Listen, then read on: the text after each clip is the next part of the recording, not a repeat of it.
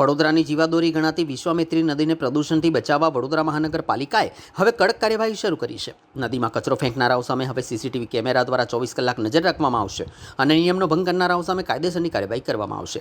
પાલિકાએ વિશ્વામિત્રી નદીના કિનારા તેમજ વિવિધ પુલોની આસપાસ આવેલા એવા 13 મુખ્ય સ્થળોની ઓળખ કરી છે જ્યાં સૌથી વધુ પ્રમાણમાં કચરો ઠાલવવામાં આવે છે. આગામી 15 દિવસમાં આ તમામ સ્થળોએ સીસીટીવી કેમેરા લગાવવામાં આવશે અને સતત મોનિટરિંગ કરવામાં આવશે.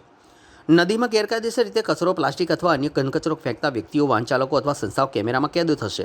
આવા લોકો સામે કાયદેસરની કાર્યવાહી ઉપરાંત ભારે દંડ પણ ફટકારાશે. વિશ્વામિત્રી નદીને સ્વચ્છ અને પ્રદૂષણ મુક્ત બનાવવાના હેતુથી બીએમસી દ્વારા હાથ ધરાયેલું આ અભિયાન મહત્વપૂર્ણ માનવામાં આવી રહ્યું છે. નદીમાં કચરો ઠાલવવાની પ્રવૃત્તિઓ પર નિયંત્રણ લાવી પર્યાવરણનું સંરક્ષણ કરવાનો તંત્રનો મુખ્ય ઉદ્દેશ છે. હવે વિશ્વામિત્રી નદી કેમેરાની સતત નજર હેઠળ રહેશે અને સ્વચ્છતા જાળવવા માટે નિયમોનો ભંગ કરનારાઓ સામે કાયદાનું કડક ચાબુક ઝીંકાશે.